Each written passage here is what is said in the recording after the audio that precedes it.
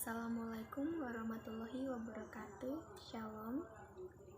Terima kasih untuk kesempatan kami kelompok 5 akan menjelaskan materi mengenai perkembangan teknologi prosesor. Kelompok kami beranggotakan 4 orang. Saya sendiri Hani Masiku, kemudian teman-teman kelompok saya Nurul Aini, Muhammad Aksatorik, dan Fikran Amiruddin. Di sini saya akan menjelaskan mengenai pengertian dan fungsi prosesor.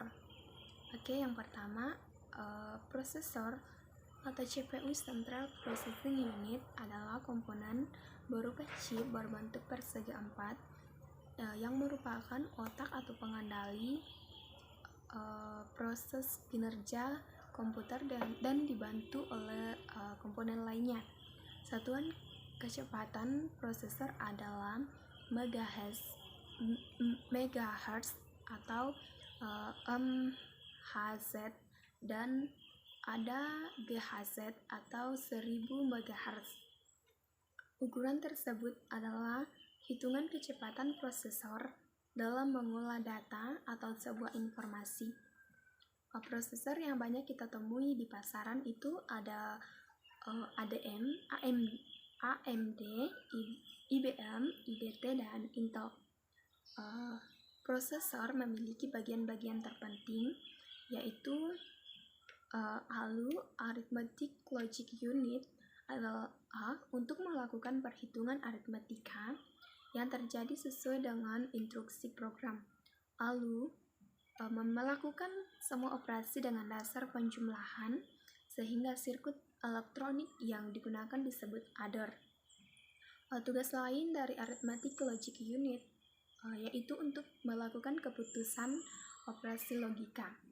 Kemudian bagian yang kedua itu ada CU atau Control Unit, merupakan pengatur lalu lintas data yang menyampaikan fungsi mengatur dan mengendalikan alat input-output dan mengambil instruksi memori utama. Kemudian yang ketiga itu ada MU atau Memory Unit, adalah alat penyimpanan kecil yang mempunyai kecepatan akses cukup tinggi. Jadi memori unit ini memiliki kecepatan akses yang cukup tinggi. Digunakan untuk menyimpan data dan instruksi yang sedang diproses, sementara data dan instruksi lainnya disimpan di memori utama. Kemudian yang keempat itu ada overclock CPU atau Central Processing Unit, adalah teknik untuk meningkatkan atau menaikkan nilai clock speed prosesor dari kecepatan normal yang dimiliki oleh prosesor. Kemudian yang berikutnya ada fungsi prosesor, itu ada 5. Yang pertama itu untuk mendukung kinerja komputer, karena setiap komputer dibuat dengan tujuan untuk mempermudah pekerjaan manusia seperti dalam mengolah sebuah data.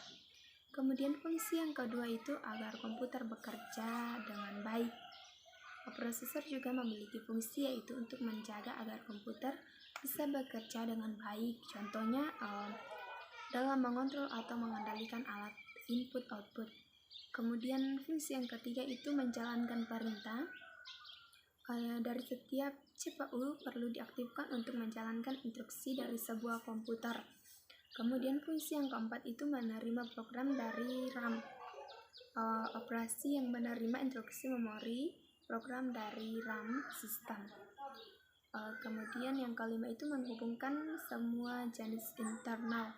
Sebuah prosesor mampu menginteraksikan keseluruhan komponen internal yang ada dalam sebuah komputer.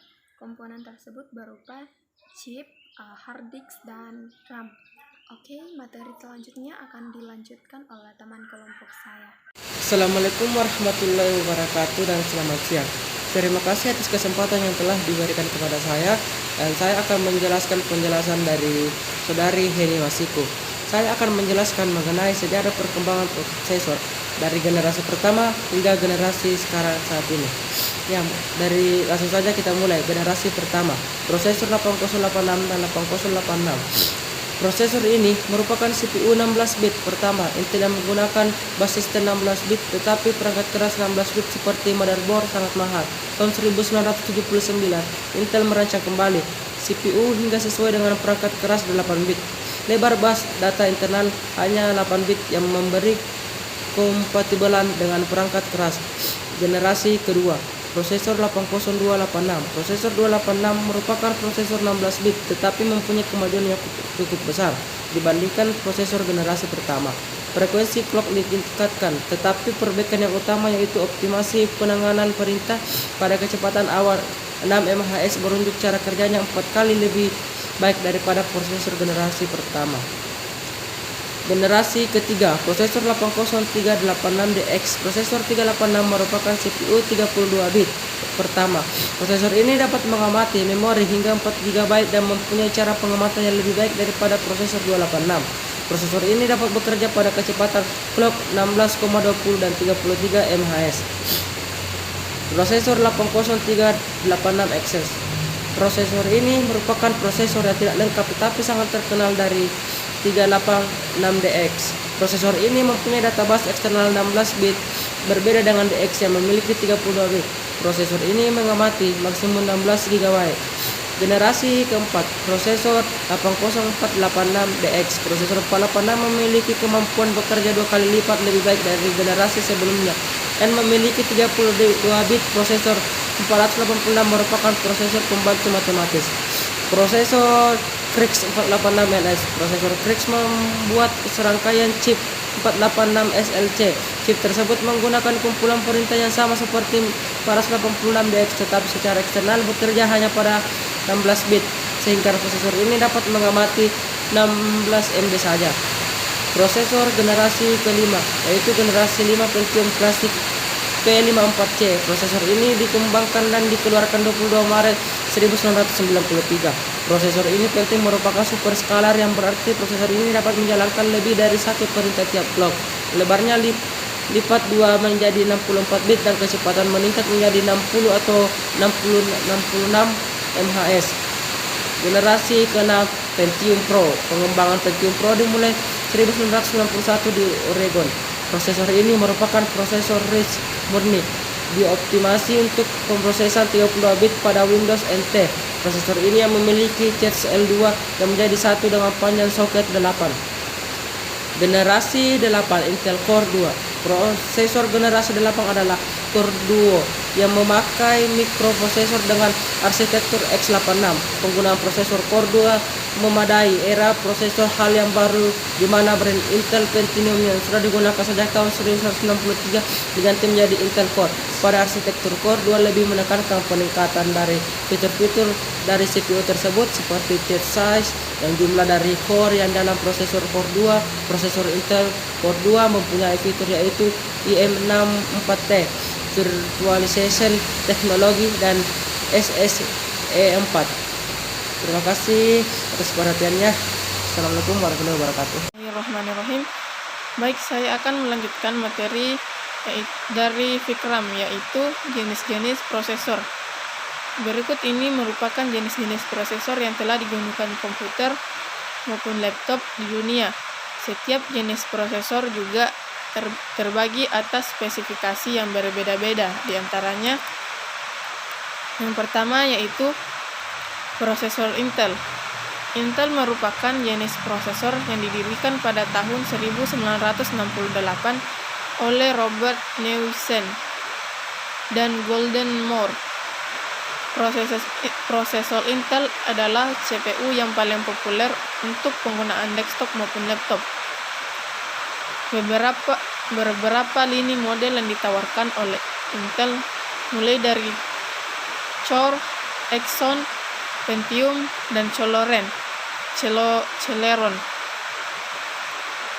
Dari beragam lini yang ada, Intel Xeon menjadi lini Intel yang populer sebagai standar chip prosesor kelas atas. Ini terdiri dari model seperti Core i3, i5, i7, dan i9, dan seterusnya. Umumnya, Intel akan membawakan generasi baru ke pasar sehingga 1 hingga 2 tahun. Yang kedua yaitu prosesor Apple. Sudah diketahui bahwa perusahaan Apple telah meluncurkan prosesor basicnya sendiri untuk semua lini produknya. Sebut saja tiga perangkat Mac terbaru yaitu MacBook Air, Pro, dan Mac Mini. Ini telah dirancang dengan mengusung chip berbasis RAM berbasis ARM buatan Apple Silicon, yaitu chip prosesor Apple M1. Apple Silicon merupakan suatu perwujudan dari strategi Apple untuk mengontrol seluruh ekosistemnya sendiri. Apple M menjadi chip pertama Apple yang dirancang khusus match Apple M1 berisi 16 miliar transistor, sistem on CPU, integrasi CPU, GPU, Neural Engine, input dan output, dan masih banyak lagi. Belum lama ini sudah ada kabar Apple telah merilis chip terbaru penerus Apple M1, yaitu Apple M2. Menurut beberapa informasi, Apple M2 dibandingkan Apple M1 seperti A15 dibandingkan A14. Pada chip M2, Apple merancang sejumlah core CPU dan core GPU yang lebih ditingkatkan. Yang ketiga yaitu prosesor IMB. IMB merupakan salah satu perangkat teknologi yang berasal dari Amerika. Perusahaan ini juga memproduksi prosesor PC yang sangat terkenal, bersaing dengan Intel dan lain-lainnya. Seri prosesor pendahulu yang pernah diproduksi oleh IMB adalah Power 1, Power 1, Power 2, hingga Power 9 yang diproduksi pada tahun 2017. Pada tahun 2020, IMB juga membentuk IMB Power 10 yang merupakan prosesor komersial pertama dibuat menggunakan teknologi prosesor 7nm. Kemudian kabar terbarunya, IMB memproduksi prosesor kuantum yang diberi nama Eagle. Direktur Unit Perkembangan Sistem Perangkat Keras Kuantum IMB, Jerry Crow mengatakan, prosesor Eagle 127 qubit pertama kami tersedia sebagai sistem eksplorasi di IMB Cloud untuk memilih anggota jaringan kuantum IMB. Demikian yang kami sampaikan dari kelompok kami. Terima kasih. Assalamualaikum warahmatullahi wabarakatuh.